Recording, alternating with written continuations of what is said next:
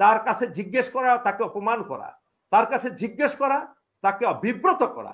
আপনি তার সাথে খালি চেহারাটা দেখুন, তার চেহারা কথা বলে, তার চেহারা দিয়ে একটা উপন্যাস লেখা যায়, একটা উপন্যাস লেখা যায়। আপনি কি জিজ্ঞেস করবেন তাকে? জিজ্ঞেস করে তাকে অপমানিত করবেন আপনি? আপনি এই দেশ ধিক্কার সেই সরকারকে, ধিক্কার সেই সরকারকে, ধিক্কার সেই পুলিশ বাহিনীকে, ধিক্কার সেই অ্যাডমিনিস্ট্রেশনকে, ধিক্কার সেই মন্ত্রীকে, ধিক্কার সমস্ত সেই মেম্বার চেয়ারম্যান যারা সেখানে ছিল, তাদেরকে প্রত্যেককে আইনের আওতায় নেওয়া উচিত। আমি যে কথা বলছি একজন দর্শক হিসাবে আমার শরীরটা কাঁপছে। ওই মাটা কেমন পরিস্থিতিতে আছে জানি না, তবে মাটাকে আমি সান্ত্বনা দেওয়ার মতো হয়তো ভাষা নেই। তবে একটা জিনিস, আজকের এই ভিডিওটা যারা দেখবেন তাদের কাছে আজকে প্রশ্ন, 92% মুসলমানের দেশে হিন্দুত্ববাদীদের এত বড় আগ্রাসন, যেভাবে দুইটা ভাইকে যেভাবে মেরে ফেলছে, আসলে ভিডিওগুলা দেখার পরেই আমার শরীরগুলো শিউরে গেছে যে আসলে আমরা কোথায় আছি। আরেকটি মা হয়তো বাবা বিয়ে করছে, আরেকটি মা সন্তান দাবি করছে হয়তো সুযোগ সুবিধা নেওয়ার জন্য, বা বাবা দাবি করছে, কিন্তু যে মা 10 মাস 10 দিন সন্তানগুলাকে পেটে ধারণ করার পরে যে কষ্ট করে লালন পালন করছে, আজকে দুইটা বাচ্চার মৃত্যুর পরে আমি এখানে, আমার হিন্দু একজন দাদা আছেন, আমি অল ইন্ডিয়া সহ আজকের মাঝখানে আমরা যে বাংলাদেশের 92% মুসলমান আছি, আমরা এটা দৃষ্টান্ত বিচার দাবি করছি। এখানে অনেক দর্শক দেখছেন, আমি কিন্তু আপনারা যেভাবে ঘটনাটিকে যেভাবে বলছেন, প্রামাণিক ভাই যেভাবে বলছেন, অ্যাডভোকেট আবু বকর যেভাবে বলেছেন, মেহেদী হাসান যেভাবে বলেছেন, এবং মফিজুর রহমান অন্যরা যেভাবে বলেছেন, আমি জিনিসটা এভাবে দেখছি না। আমি একটা বৃহৎ আঙ্গিকে দেখছি বিষয়টা। দেখুন, গোয়েন্দারা যারা কাজ করে, যারা গোয়েন্দাগিরি জানে, গোয়েন্দার উপর পড়াশোনা করেছে, ঠিক আপনার একটা বিশাল একটা অগ্নিকাণ্ড কিন্তু শুরু হয় ছোট্ট একটা মেসের কাঠি দিয়ে, অথবা সিগারেটের একটা বাট ফেলে দিল, জ্বলন্ত বাট। এই এতটুকুই যথেষ্ট বিশাল একটা অগ্নিকাণ্ড ঘটানোর জন্য। আমি যেহেতু মিলিটারি ব্যাকগ্রাউন্ড, আমার দীর্ঘদিন সামরিক বাহিনীতে চাকরি করেছি, বড় ঘটনার জন্য ছোট ছোট ঘটনাগুলো দিয়ে শুরু হয়। এটাকে হয় ব্যাটেল ইন্ডিকেশন। যুদ্ধ শুরু হওয়ার আগে প্রথমে কিন্তু বড় যুদ্ধ হয়ে যায় না, বিশ্বযুদ্ধ হঠাৎ করে শুরু হয় না। স্কেমিশ হয়, ছোট ছোট ঘটনা ঘটে, কোনো জায়গায় অ্যাটাক হয়, আপনার অ্যাম্বুশ হয়, রেইড হয়, সেটা দিয়ে শুরু হয় বড় যুদ্ধ, ব্যাটেল ইন্ডিকেশন। আজকে আমরা একটা বিশাল ক্রস রোডের মধ্যে আছি। প্রামাণিক ভাই নিজেও সেটা সাক্ষী। হিন্দুত্ববাদ কায়েম করার জন্য মোদি প্রকাশ্যে ঘোষণা দিয়েছে, আরএসএস ঘোষণা দিয়েছে, ইসকন ঘোষণা দিয়েছে অখণ্ড ভারত কায়েম করার জন্য। এটা ওপেন সিক্রেট, এটা গোপনীয় কিছু নাই, লজ্জা পাওয়ারও কিছু নাই। প্রামাণিক ভাই নিজেও বলেছেন যে বাংলাদেশ অখণ্ড ভারতের অংশ। এটা বক্তৃতা এখনো ইয়েতে আছে। প্রামাণিক ভাই সত্য কথা বলেন, এটা একটা তার ভালো গুণ। তিনি যেটা বলেন বুঝে শুনে বলেন, এবং এতে তার কোনো তঞ্চকতা নাই তার মধ্যে। উনি মনে যা বলেন প্রকাশ্য, মানে যা চিন্তা করেন প্রকাশ্যে বলেন।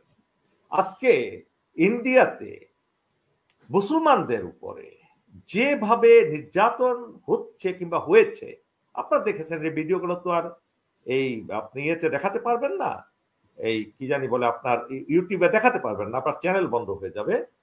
আসামে প্রকাশ্যে দিবালোকে গ্রামকে গ্রাম নিশ্চিহ্ন করে দেওয়া হয়েছে।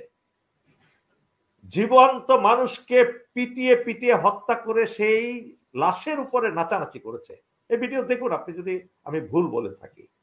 আপনি বিভিন্ন জায়গায় ইন্ডিয়ার এই ঘটনাগুলো ঘটছে, মুসলমান পেলেই তাকে মারা, তাকে নানাভাবে নির্যাতন। আমার কাছে হয়তো কয়েক হাজার ভিডিও আছে, এরকম দেখাতে পারবো। এবং গুজরাটের কসাই মোদি এখন প্রধানমন্ত্রী, তাদের এই মেন অবজেক্টিভ হলো অখণ্ড ভারত কায়েম করার জন্য। এখন আপনি একটা দেশকে সেই অধীনে নিয়ে যাবেন, তাদের অধীনে নিয়ে যাবেন, সেটা কিভাবে নেবেন? এই সমস্ত ছোট ছোট ঘটনা ঘটিয়ে তারা, এই যে একদম নিষ্পাপ এক মহিলা, যে যিনি বাতি দেন, লাইট, যে আলো জ্বালান মন্দিরে, দেখলেন ওনার মধ্যে কিন্তু কোনো পাপ নেই, উনি সন্ধ্যাবাতি জ্বালান, এটাই ওনার কাজ। এবং উনি নিজেও দেখলেন, মন্দিরটাও দেখলাম, কোথায় আগুন, কিসের আগুন? কোনো আগুন তো দেখলাম না, আমরা কোনো আগুনও দেখলাম না। হয়তো একটু সামান্য একটু কোথাও কিছু কেউ লাগিয়ে দিয়েই এটাকে একটা ঘটনা, এটা হলো গোয়েন্দারা করে, গোয়েন্দাদের এজেন্টরা করে এই কাজগুলো, যাতে একটা মানুষে মানুষে একটা ঝগড়া হয় প্রথমে, তারপরে হত্যাকাণ্ড শুরু হবে এবং রায়ট শুরু হয়ে যাবে। রায়ট শুরুর পূর্বাভাস এগুলো। আল্লাহর রহমত যে রায়ট হয় নাই। যদি এটা কোনো হিন্দুকে হত্যা করা হতো এইভাবে পিটিয়ে সেখানে, যেটা আবু বকর সিদ্দিক বললেন, তাহলে ঠিকই রায়ট লেগে যেত সেখানে। সেখানে রায়ট শুধু হিন্দুরা করতো না, পুলিশ আগে করত, একজনের পরিবর্তে 1000 জন, ওই গ্রাম পুরো খালি করে দিত, গ্রাম সে গ্রাম, শুধু মহিলার শিশুকে বাদ দিয়ে সবাইকে অ্যারেস্ট করে ফেলত। এই বাংলাদেশের পুলিশ করত। এবং শুধু তাই নয়, আজকে দুটো যে জীবন, তারা তো বেঁচে ছিল। ওই মেম্বারকে সবার আগে ফাঁসিতে ঝুলানো উচিত, যে মেম্বার তাদেরকে আবার ইন্টারোগেশন করে ডাক্তারের কাছে না নিয়ে। অ্যাডভোকেট গোবিন্দচন্দ্র প্রামাণিক একজন আইনজীবী, উনি ভালো করে বলবেন, আমি ওনাকে খুব শ্রদ্ধা করি। গোবিন্দচন্দ্র ভাই, আপনার সাথে আমার আদর্শের ভিন্নতা থাকতে পারে, আমার বাবার সাথে অসংখ্য হিন্দুর ব্যবসা বাণিজ্য ছিল, একজন হিন্দুও আমার বাবাকে ফাঁকি দেন নাই। বাবার কাছ থেকে প্রচুর টাকা নিয়ে ব্যবসা করেছেন, সময় মতোই টাকা ফেরত দিয়েছেন। তখন সুদের ব্যবসা ছিল না, আমার বাবা কখনো সুদের ব্যবসা করেন নাই। এই বিশ্বস্ততা ছিল, তাদের সাথে আমাদের সুসম্পর্ক ছিল। দেখেন, মানুষের বিশ্বাসটা হলো সবচেয়ে বেশি। আজকে এই যে দুটো ছেলেকে যেভাবে নির্মম ভাবে, ঠিক একইভাবে আবরার ফাহাদকে, আবরার ফাহাদ মনে আছে হাসিন আক্তার আপনার, যে কিভাবে তাকে পানি খেতে চেয়েছিল, পানি পর্যন্ত খেতে দেওয়া হয় নাই। এই কারা এগুলো? এই ছাত্রলীগ। ছাত্রলীগে সেখানে কিন্তু আপনাদের হিন্দুও ছিল, নেতৃত্বে ছিল সেই ছেলেটা কিন্তু ছেড়ে দেওয়া হয়েছে। আপনি দেখুন, বিশ্বজিতের হত্যাকাণ্ডের কথা মনে আছে? হ্যাঁ প্রামাণিক ভাই, আপনার মনে আছে বিশ্বজিৎ হত্যাকাণ্ড? বিশ্বজিৎকে কি, সে শিবিরের ছেলে, শিবির বলে বিশ্বজিৎকে দিনে দুপুরে 1 মাইল দৌড়ে দৌড়ে হত্যা করা হয়েছে। রক্তাক্ত ছবি, এরকম হাজার হাজার ছবি আপনি মিডিয়াতে পাবেন। আজকে যে মারুফ কাজী এখানে আসছেন, হ্যাঁ, উনিও সাংবাদিক। আজকে এই যে নিরীহ দুটো ছেলেকে মারলো, সেখানে মন্ত্রী গিয়ে কি কথা বললো, মন্ত্রীর কথাগুলো শুনলে মেজাজটা এমন খারাপ হয়।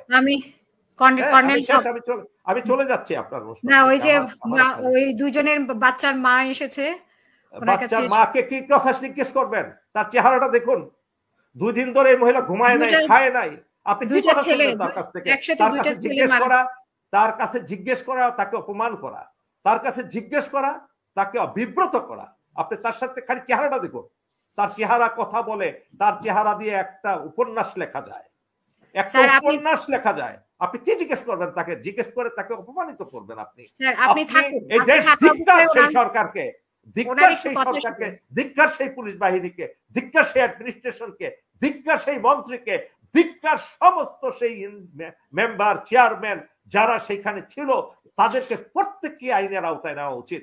এবং এই সমস্ত ঘটনা বাংলাদেশকে যারা ঘটাচ্ছেন, শিক্ষিত বর্বর, আপনারা গোয়েন্দাগিরি করে এগুলো ঘটাচ্ছেন, গোয়েন্দাগিরি করে এখানে এই সমস্ত ঘটনা ঘটিয়ে দেশকে একটা নৈরাজ্য সৃষ্টি করতে চাচ্ছেন আপনারা। আর কাকে টার্গেট করছেন? এই গরিব বাচ্চাদেরকে, যাদের ঘরে খাবার নাই। একবেলা খাবার জোগাড় করতে গিয়ে এই ছেলেগুলো লেখাপড়া করার কথা ছিল, সরকার নাকি গ্যাসের উন্নয়ন করে আকাশে উঠিয়ে নিয়ে গেছে। আপনি গোবিন্দচন্দ্র জিজ্ঞেস করুন শেখ হাসিনাকে, কি উন্নয়ন করেছেন? কেন ওই বাচ্চা ছেলেদেরকে আজকে এই উন্নয়ন এত উন্নত দেশে কেন তাদেরকে লেবারগিরি করতে হচ্ছে? কেন গিয়ে সেখানে রাজমিস্ত্রির কাজ করতে হচ্ছে? কেন সেখানে রাজমিস্ত্রির অ্যাসিস্ট্যান্ট হিসাবে কাজ করতে হচ্ছে?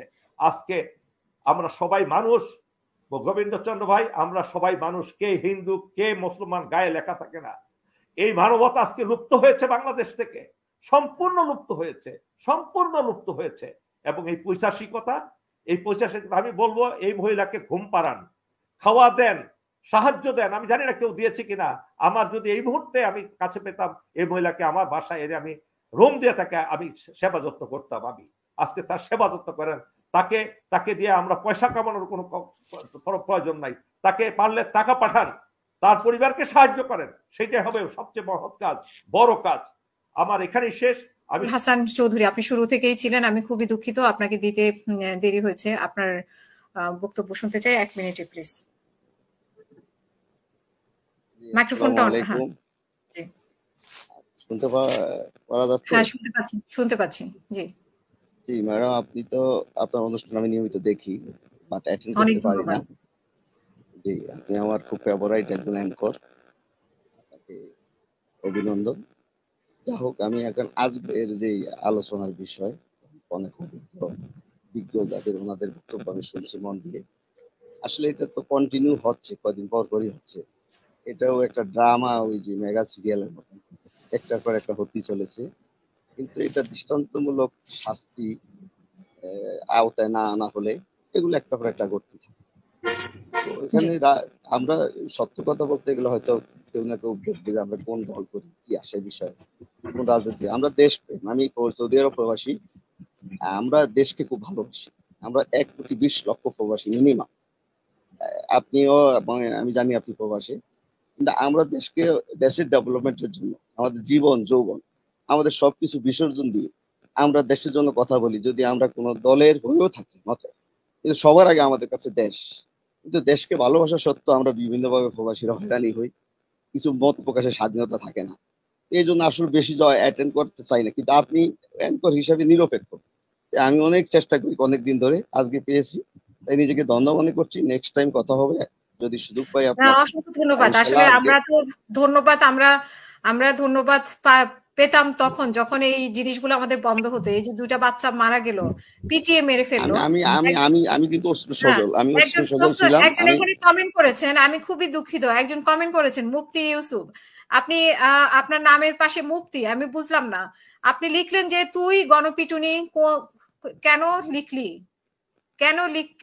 কেন এটা কি গণপিটুনি ছিল? তো ভাই ইউসুফ, মুফতি ইউসুফ, আপনি এটা কি পিটুনি ছিল আপনি কি একটু আমাদেরকে বলবেন, বা আপনি কি আমাদেরকে একটু দেখাবেন যে কি পিটুনি দিয়ে ওনাকে মারা হয়েছিল, ওদেরকে মারা হয়েছিল? আপনি তো মানে কি বলবো, আপনার তো মানে অমানুষ, আপনাকে আসলে কিছু বলার ভাষা নাই যে আপনি আবার ওনারা ম্যাডাম, আমি বলি একটু, ওনারা আসলে নামে মাত্র মুফতি। মুফতিরা ওনাদের জাস্ট ফর ওনাদের এটা আইডেন্টিফাই হওয়ার জন্য। দে are not Mufti, they are not মুফতি।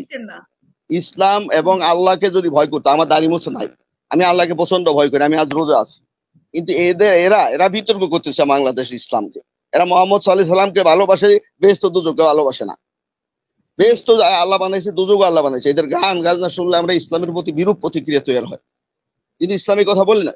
আমি দুঃখিত, আমি আজকে নিতান্ত অশ্রু সজল। আমি বাচ্চাদের ব্যাপারটা নিয়ে আমি রোজা আছি, আজান দিয়ে ইফতার করে আমি আজকে বিদায় নিচ্ছি। আপনারা কথা বলেন, next time I will be joint your programme. অনেক ধন্যবাদ আপনাকে আমাদের সাথে যুক্ত থাকার জন্য। আমাদের সাথে যুক্ত আছেন সাজ্জাদ ভাই, আপনিও অনেকক্ষণ থেকে যুক্ত আছেন, আপনিও দেশের বাইরে থেকে, আমি যতটুকু জানি যে আপনি ইউএসএ থেকে। না, আমি বার্লিন জার্মানি থেকে বলছি। আসসালামু আলাইকুম, আমার কথা শোনা যায়? জি শোনা যায়। আমি বলতে চাচ্ছিলাম গোবিন্দ প্রামাণিক স্যারকে, উনি আছেন নাকি আমি জানি না। আমার 2টা প্রশ্ন, বেশি না। একটা প্রশ্ন হলো, উনি তো হিন্দু বৌদ্ধ ঐক্য পরিষদের একজন মেম্বার।